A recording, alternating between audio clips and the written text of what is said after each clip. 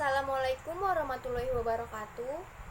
Perkenalkan, nama saya Gusti Rita Yuniarti dan rekan-rekan saya bernama Dela Amelia, Sabita Dia Sayekti, Elin Pramesti, dan Desi Putri Rahmadani.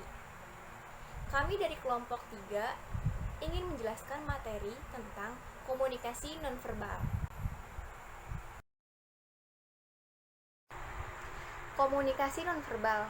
Komunikasi nonverbal adalah proses sosial dan interaksi sosial terkait pengiriman dan penerimaan pesan tanpa menggunakan kata-kata, baik lisan maupun tulisan.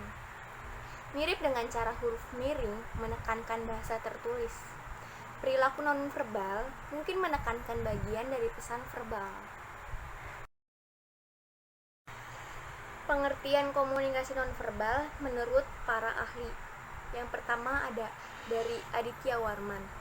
Pengertian komunikasi nonverbal menurut ia adalah sebagai komunikasi yang tidak menggunakan kata-kata. Yang kedua ada dari Raspberry. Arti komunikasi nonverbal adalah sebagai suatu tindakan dan perilaku manusia serta memiliki makna. Yang ketiga ada dari Depika Putela. Menurut ia, makna komunikasi nonverbal adalah sebagai bentuk komunikasi diam tanpa menggunakan bentuk ucapan apapun untuk menarik perhatian audiens atau untuk mengeksploitasi pesan. Oleh karena itu, komunikasi nonverbal sering digunakan untuk mengungkapkan pikiran dan membuat pesan lebih menarik bagi lawan bicara. Komunikasi nonverbal memiliki pengaruh yang besar terhadap lingkungan sosial kita dan seluruh proses komunikasi. Istilah komunikasi nonverbal diperkenalkan pada tahun 1956 oleh psikiater Jürgen Rutsch dan penulis Weldon Cass dalam buku Nonverbal Communication, Notes on the Visual Perception of Human Relation. Oleh karena itu, komunikasi nonverbal dapat menarik banyak hal yang berbeda dan semuanya penting untuk menjadikan komunikasi yang efektif. Bentuk komunikasi nonverbal yang paling jelas adalah bahasa tubuh dan gerak tubuh, dan kita akan melihatnya secara khusus. Selain itu, penampilan fisik, sentuhan, dan bahkan pilihan desain dapat digunakan untuk mengkomunikasikan sejumlah hal tentang seseorang. Komunikasi tubuh. Hal pertama di antara semua jalannya komunikasi nonverbal adalah tubuh. Kita mengomunikasikan pikiran dan perasaan kita seringkali dengan cara akurat melalui gerakan-gerakan tubuh, gerakan wajah, dan gerakan mata. Dalam hal ini, kita akan mengamati komunikasi tubuh dan menelaah berbagai cara di mana tubuh, wajah, dan mata mengomunikasikan makna-makna. Yang pertama yaitu gerakan tubuh. Para periset membedakan 5 kelas kelompok gerakan nonverbal berdasarkan asal-usul, fungsi, dan kode perilaku. Yang pertama ada emblem. Emblem adalah perilaku nonverbal yang secara langsung menerjemahkan kata atau ungkapan. Emblem meliputi isyarat untuk oke, jangan ribut, kemarilah, dan saya ingin menumpang. Emblem mengganti nonverbal untuk kata-kata atau ungkapan tertentu. Emblem bersifat alamiah dan bermakna. Mereka mempunyai kebebasan makna seperti sembarang kata, apapun dalam sembarang bahasa. Yang kedua ada ilustrator. Ilustrator adalah perilaku nonverbal yang menyertai dan secara harafiah mengilustrasikan pesan verbal dalam mengatakan ayo bangun. Misalnya, kalian mungkin menggerakkan kepala dan tangan kalian ke arah menaik. Ilustrator bersifat lebih alamiah, kurang bebas, dan lebih universal daripada emblem. Ilustrator sering mengandung komponen-komponen yang sudah dibawa sejak lahir selain yang dia pelajari. Yang ketiga ada efek display. Efek display adalah gerakan-gerakan wajah yang mengandung makna emosional. Gerakan ini memperhatikan rasa amarah dan rasa takut, rasa gembira dan rasa sedih, semangat dan kelelahan. Efek display kurang bergantung pada pesan verbal daripada ilustrator. Efek display dapat tidak disengaja, seperti gerakan-gerakan ini membuka rahasia kita, tetapi mungkin juga disengaja. Kita mungkin ingin memperhatikan rasa marah, cinta, atau benci, atau terkejut, dan biasanya kita mampu melakukannya dengan baik. Yang keempat ada regulator. Regulator adalah perilaku nonverbal yang mengatur, memantau, memelihara, atau mengendalikan pembicaraan orang lain.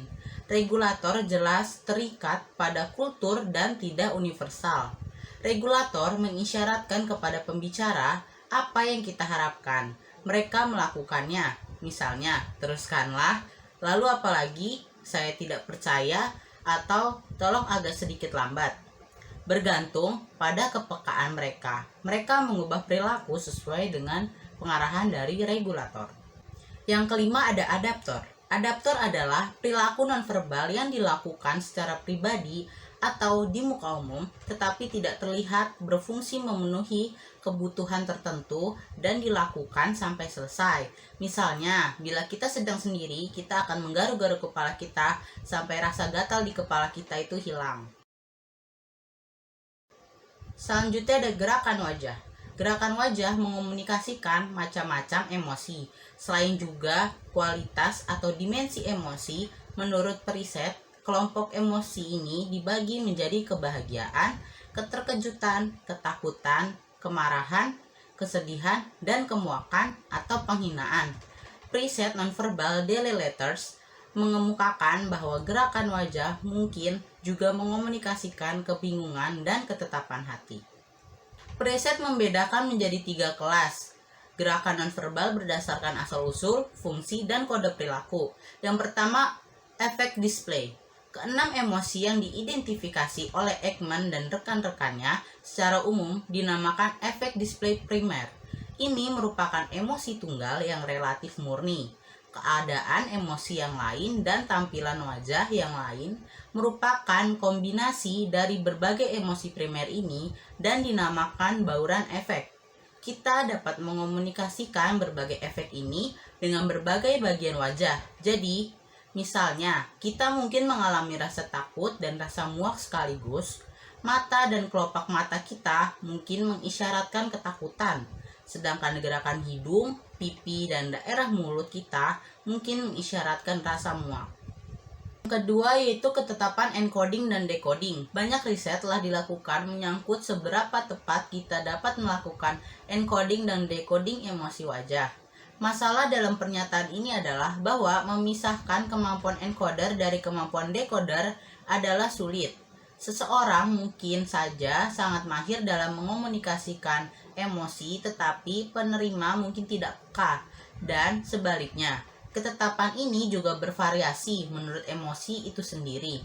Beberapa emosi lebih mudah di encoding dan di decoding daripada yang lain. Dalam teknik ini, wajah dibagi menjadi 3 bagian utama, yaitu alis mata dan dahi, mata dan kelopak mata, dan bagian bawah mata dari batang hidung ke bawah. Bagian-bagian wajah tertentu yang paling cocok untuk mengomunikasikan jenis emosi tertentu, yaitu mata dan kelopak mata, paling baik untuk mengomunikasikan rasa takut. Sedangkan hidung, pipi, dan daerah mulut paling baik mengomunikasikan rasa sebal. Yang ketiga yaitu ekspresi mikromomentari. Ekspresi mikromomentari atau micromomentary expression, Haggard dan Isaac dalam menelaah film tayang lambat tentang pasien terapi melihat bahwa ekspresi pasien sering berubah secara dramatis. Misalkan, cemberut akan berubah menjadi senyum dan kemudian dengan cepat kembali cemberut lagi. Jika film ini diputar dengan kecepatan normal, senyuman tersebut tidak terlihat. Beberapa ahli teori berpendapat bahwa ekspresi ini menunjukkan keadaan emosi pasien yang sebenarnya. Selanjutnya itu gerakan mata. Pesan-pesan yang dikomunikasikan oleh mata bervariasi bergantung pada durasi, arah, dan kualitas dari perilaku mata.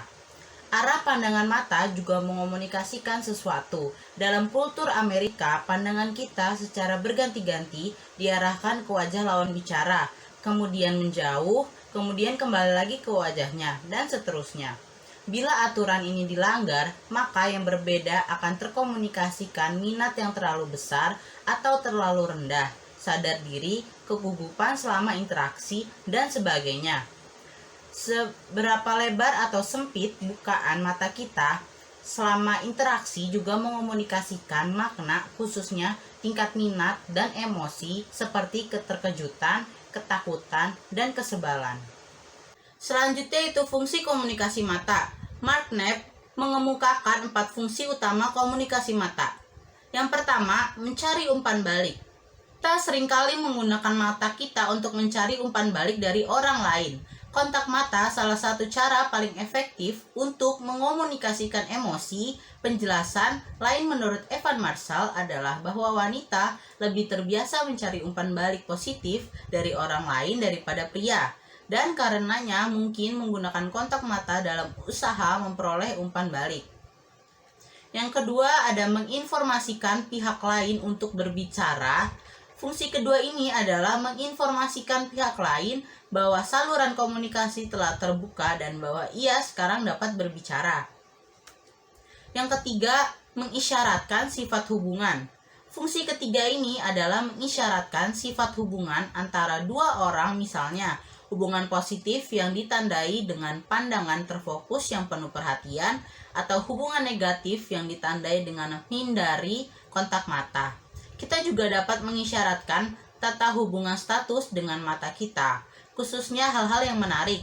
Karena gerakan mata yang sama mungkin mengisyaratkan subordinasi atau superioritas, gerakan mata juga dapat mengisyaratkan apakah hubungan antara dua orang bersifat hubungan kasih sayang, permusuhan, atau acuh tidak acuh.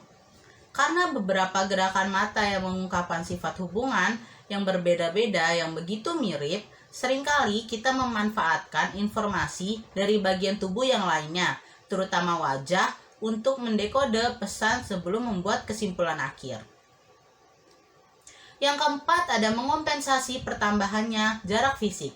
Gerakan mata mengompensasi bertambah jauhnya jarak fisik dengan melakukan kontak mata. Kita secara psikologis mengatasi jarak fisik yang memisahkan kita.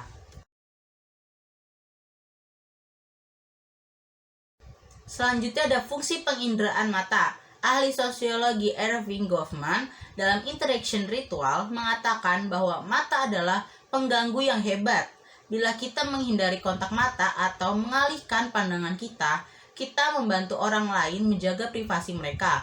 Penghindaran kontak mata dapat mengisyaratkan ketiadaan minat terhadap seseorang, pembicaraan, atau rangsangan visual tertentu. Kadang-kadang kita menutup mata untuk menghindari rangsangan visual dan dengan demikian memperkuat alat indera kita yang lain.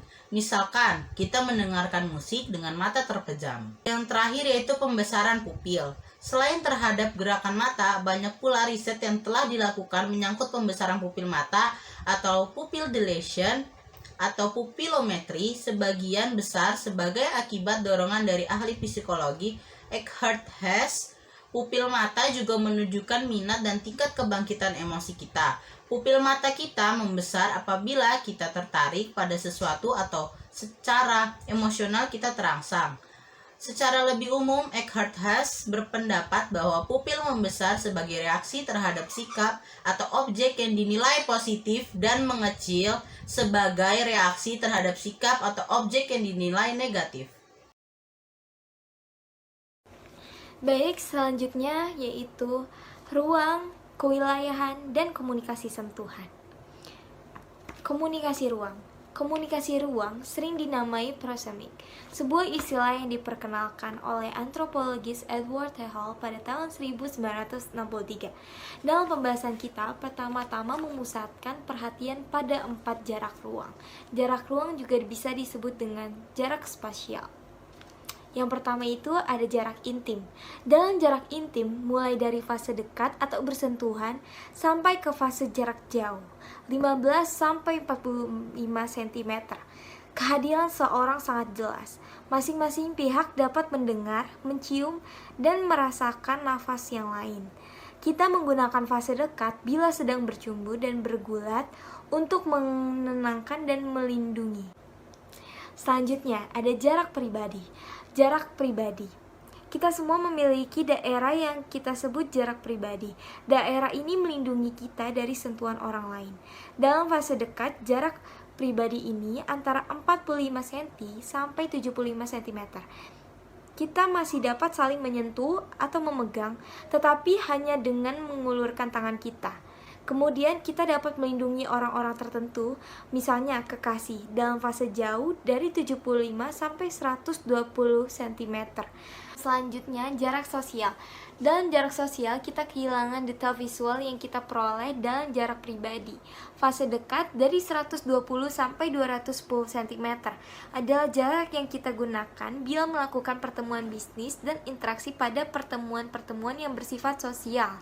Fase jauh dari 210 sampai 360 cm adalah jarak yang kita pelihara bila seseorang berkata, "Menjauhlah agar saya dapat memandangmu." Pada jarak ini, transaksi bisnis mempunyai nada yang lebih resmi. Di kantor, pejabat-pejabat tinggi, meja-meja ditempatkan sedemikian rupa, sehingga si pejabat memastikan jarak ini bila sedang berunding dengan klien. Yang terakhir yaitu jarak publik. Jarak publik pada fase dekat dari 360 sampai 450 cm. Orang terlindungi oleh jarak. Pada jarak ini, seorang dapat mengambil tindakan defensif bila terancam dalam bus kota atau kereta. Misalnya, kita mungkin mengambil jarak ini dari orang yang sedang mabuk. Walaupun pada jarak ini kita tidak dapat mengamati secara detail wajah dan mata orang itu, kita masih cukup dekat untuk melihat apa yang sedang berlangsung. Pada fase jauh, lebih dari 750 cm, kita melihat orang-orang tidak sebagai individu yang terpisah, melainkan sebagai bagian dari suatu kesatuan yang lengkap. Faktor-faktor yang mempengaruhi komunikasi ruang. Yang pertama, kultur. Orang Amerika berdiri cukup jauh bila sedang bercakap-cakap. Setidak-tidaknya jika dibandingkan dengan orang Eropa tertentu dan orang Timur Tengah. Orang Arab misalnya, berdiri cukup dekat satu sama lain daripada orang Amerika. Orang Itali dan Spanyol mengambil jarak yang relatif berdekatan bila berinteraksi daripada banyak orang Eropa Utara. Yang kedua, ada konteks. Umumnya, makin besar ruang fisik tempat kita berada, makin kecil jarak antar pribadi.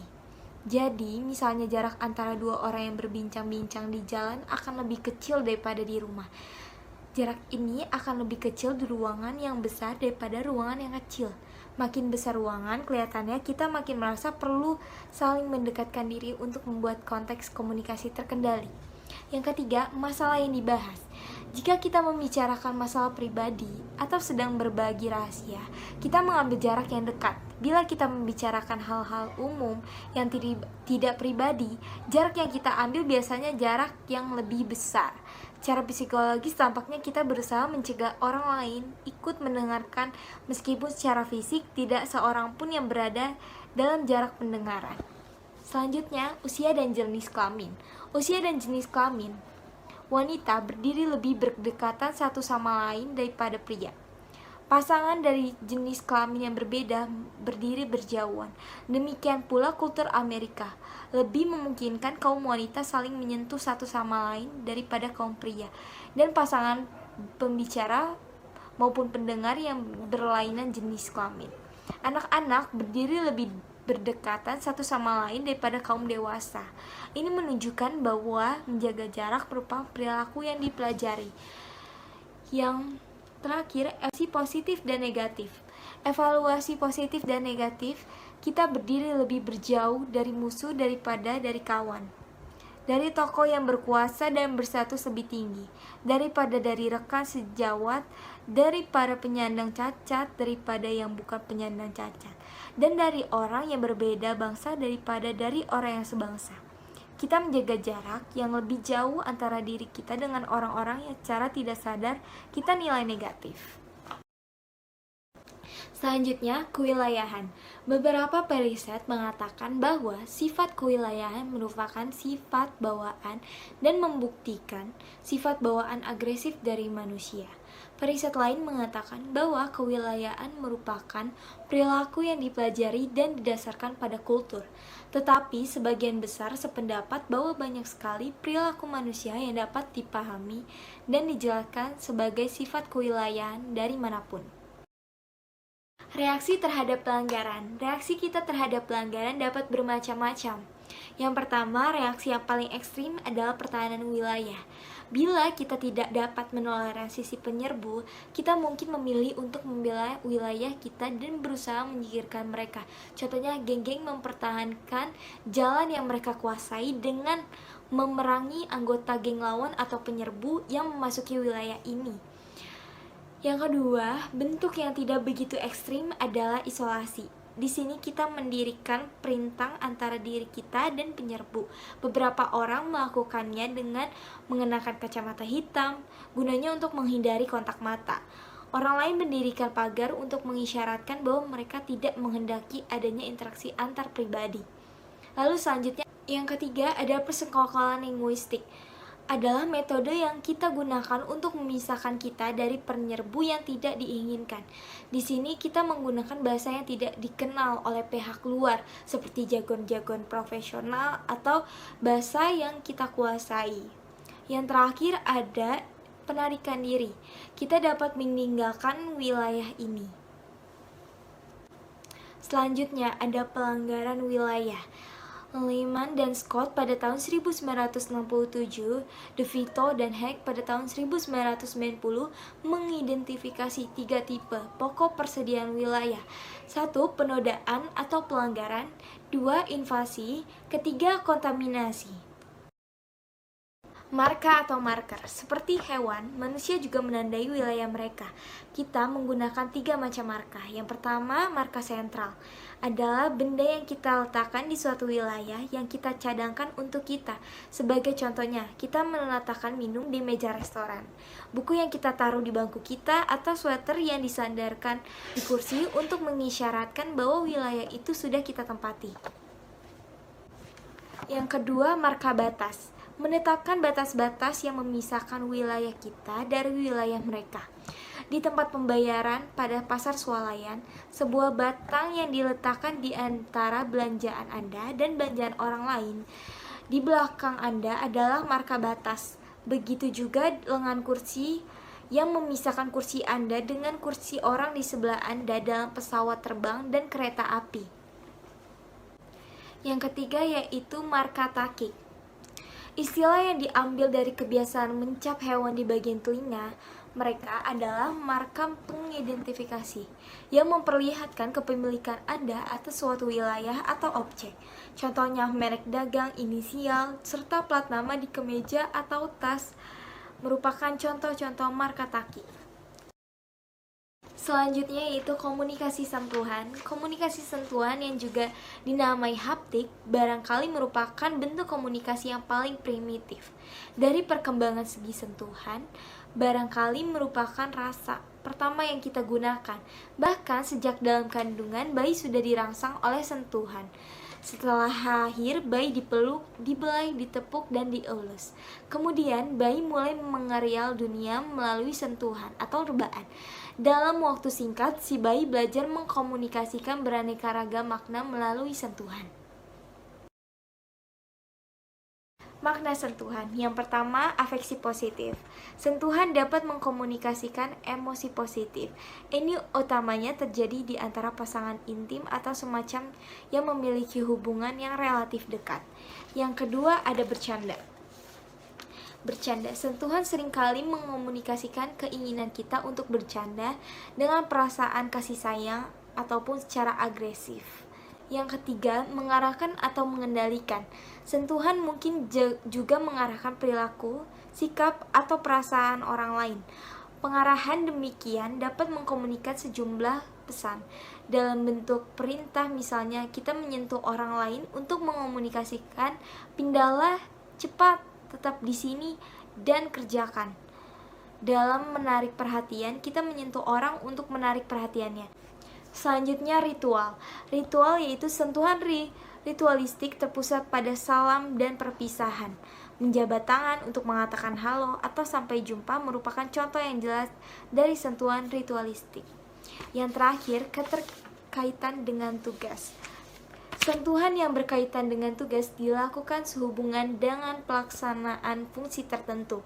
Ini dapat bermacam-macam, mulai dari menghilangkan debu dari kerah baju seorang sampai membantu seseorang keluar dari mobilnya atau menyentuh dahi seseorang untuk mengetahui apakah ia demam.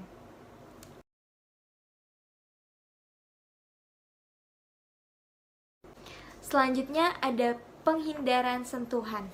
Seperti halnya kita mempunyai kebutuhan untuk menyentuh dan disentuh, kita juga mempunyai kecenderungan untuk menghindari dari sentuhan orang-orang tertentu atau dalam situasi tertentu. Telah menyelidiki penghindaran sentuhan dan telah menemukan hubungan yang menarik antara penghindaran ini dan variabel komunikasi lain yang penting. Sebagai contoh, penghindaran sentuhan berhubungan positif dengan kekhawatiran berkomunikasi.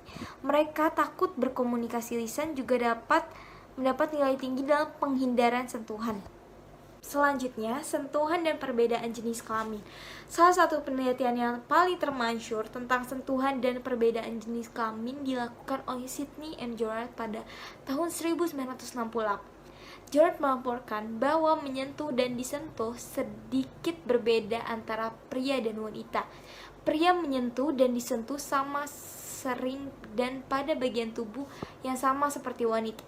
Perkecualian utama dalam hal ini adalah perilaku sentuhan dari ibu dan ayah. Ibu menyentuh atau membelai anak-anaknya dari kedua jenis kelamin dan dari semua usia lebih sering daripada ayah. Kenyataannya, banyak kaum ayah yang menyentuh tidak lebih dari tangan anak-anak mereka. Studi yang menentukan perbedaan antara perilaku sentuhan pada pria dan wanita menunjukkan bahwa wanita lebih banyak melakukan sentuhan daripada pria. Selanjutnya, sentuhan dan perbedaan kultur. Dalam studi yang sama, mahasiswa di Jepang dan di Amerika Serikat diteliti. Hasilnya diperlihatkan menunjukkan kasus yang sangat dramatis mengenai perbedaan lintas kultural. Mahasiswa dari Amerika Serikat dilaporkan disentuh 2 kali lebih banyak daripada mahasiswa dari Jepang. Di Jepang ada tabu yang sangat kuat yang melarang orang asing saling bersentuhan. Karenanya, orang Jepang sangat menjaga jarak fisik. Sekian penjelasan tentang ruang kewilayahan dan komunikasi sentuhan. Para bahasa dan waktu. Para bahasa dan waktu adalah 2 elemen komunikasi nonverbal yang seringkali berfungsi di bawah sadar. Meskipun demikian, pembicara atau pendengar yang salah menerapkan aturan-aturan tak tertulis di bidang ini dipandang tidak mempunyai keterampilan komunikasi sosial. Dengan memahami pengaruh kedua dimensi ini, kita dapat terhindar dari kesalahan-kesalahan yang menyangkut aturan komunikasi yang secara sosial penting ini. Di slide selanjutnya, ada parabahasa atau paralanguage. Parabahasa mengacu pada dimensi vokal tetapi nonverbal dari pembicaraan. Parabahasa mencakup pada cara kita mengungkapkan sesuatu dan bukan pada apa yang kita ucapkan. Selain tekanan atau tingginya rendah pengucapan, parabahasa mencakup karakteristik vokal lainnya seperti kecepatan, irama, volume, dan parabahasa juga mencakup vokalisasi yang kita lakukan ketika menangis, berbisik, mengerang, bersendawa, menguap, dan berteriak. Variasi pada setiap aspek ini mengkomunikasikan hal yang berbeda dengan orang yang berbicara lambat-lambat. Meskipun kata-katanya mungkin sama, tetapi jika kecepatan seperti volume, irama, atau tinggi rendahnya pengucapan berbeda, maka makna yang kita terima juga berbeda. Parabahasa bisa mengacu terhadap beberapa penilaian. Yang pertama, penilaian tentang orang. Kita mempunyai kecenderungan mendiagnosis dan kita cepat sekali membuat penilaian atau judgement tentang kepribadian orang lain berdasarkan petunjuk-petunjuk paralinguistik. Terkadang ada kalanya penilaian ini tepat dan terkadang juga penilaian ini tentunya tidak tepat. Nah, para pendengar juga dapat menilai dengan kata-kata yang cukup tinggi keadaan emosional pembicara dari ekspresi vokal saja. Dalam penelitian ini, pembicara mengucapkan abjad atau angka sambil mengekspresikan emosi melalui suara mereka. Beberapa emosi tentu saja lebih mudah diidentifikasi daripada yang lain. Sebagai contoh adalah mudah untuk membedakan antara rasa benci dan simpati, tetapi lebih sukar membedakan rasa takut dan rasa gelisah. Yang kedua, penilaian tentang giliran berbicara. Kita juga menggunakan petunjuk paralinguistik untuk mengisyaratkan giliran berbicara. Nah, di penilaian ini itu terbagi menjadi 4. Yang pertama, petunjuk mempertahankan giliran. Yang kedua, petunjuk mengalihkan giliran.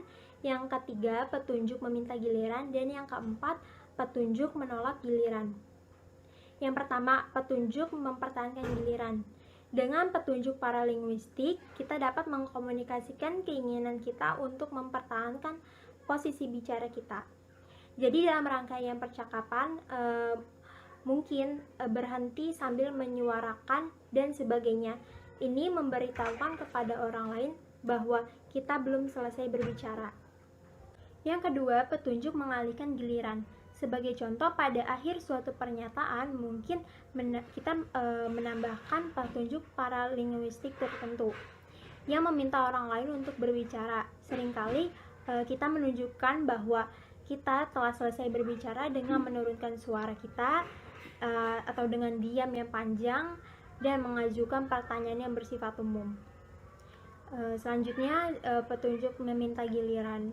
Sebagai pendengar, kita menggunakan petunjuk paralinguistik untuk memberitahu bahwa kita ingin mengatakan sesuatu melalui vokalisasi. Misalnya, Anda dapat membuka mata atau mulut Anda seakan-akan ingin mengatakan sesuatu dan barangkali mulai menggeramkan tangan. Yang terakhir, 4, petunjuk menolak giliran. Kita juga dapat mengisyaratkan keengganan kita untuk memikul peran sebagai pembicara dengan misalnya menggumamkan, "Saya tidak tahu," atau Anda mungkin menggumamkan sesuatu yang mengisyaratkan bahwa kita tidak mengatakan apa-apa. Kita juga dapat melakukan perilaku tertentu yang tidak bersesuaian dengan berbicara, misalnya batuk atau menghembuskan napas keras-keras. Dan yang terakhir, penilaian tentang efektivitas komunikasi. Aspek ini diminati oleh pengiklan, politis, dan nyatanya setiap orang yang berusaha menyampaikan informasi atau mempengaruhi orang lain. Aspek ini khususnya penting bila waktu terbatas dan mahal. Komunikasi temporal. Komunikasi temporal menyangkut pada penggunaan waktu, bagaimana kita mengaturnya, bagaimana kita bereaksi terhadapnya, dan pesan yang dikomunikasikannya. Nah, waktu kultural kita dapat membedakan menjadi 3 macam waktu kultural. Yang pertama ada teknis, adalah waktu presisi, waktu ilmiah. Yang kedua ada waktu formal, mengacu pada bagaimana suatu kultur mendefinisikan dan mengajarkan waktu dalam kultur kita. Waktu dibagi menjadi detik, menit, jam, hari, minggu, bulan, dan tahun. Waktu informal itu mengacu pada penggunaan istilah waktu yang agak longgar, misalnya selamanya, segera, secepat mungkin. Ini adalah daerah waktu yang menimbulkan banyak masalah komunikasi, karena istilah ini mempunyai makna yang berbeda bagi orang yang berbeda. Waktu psikologis. Waktu psikologis mengacu pada tingkat kepentingan yang kita letakkan pada masa lalu, masa kini, dan masa mendatang. Pada orientasi masa lalu, kita sangat menghargai masa lampau. Kita bahkan menghidup-hidupkan masa lampau dan menganggap cara-cara lama adalah yang terbaik. Selanjutnya ada waktu dan status. Waktu sangat terkait dengan pertimbangan status. Sebagai contoh, pentingnya menepati waktu terkait langsung dengan status orang yang kita kunjungi. Sebaiknya kita datang dengan tepat waktu atau bahkan lebih dini, karena mungkin saja orang yang kita datangi dapat menerima kita lebih cepat daripada waktu yang telah dijadwalkan. Nah, biasanya semakin rendah status orang ini, semakin kurang penting bagi kita untuk tepat waktu. Nah, yang terakhir ada waktu dan kepatutan. Kesegeraan atau kelambatan dalam membalas surat, membalas telepon, mengabarkan telah diterimanya suatu hadiah, semua mengkomunikasikan pesan yang berarti kepada orang lain. Kita dapat menganalisis pesan-pesan ini pada skala berminat tak berminat, tertib tak tertib, tenggang rasa tak tenggang rasa, peka tak peka, dan sebagainya. Bila kita mengkomunikasikan kepatuhan pada standar yang ada, menghargai orang yang bersangkutan, dan barangkali juga kesantunan sosial. Tetapi jika kita melanggar konvensi waktu ini, kita mengkomunikasikan makna yang berbeda. Misalnya, menelpon seseorang pada waktu yang tidak biasa akan mengisyaratkan adanya situasi mendadak. Penerima telepon juga akan merasa berdebar-debar ketika menerima telepon ini.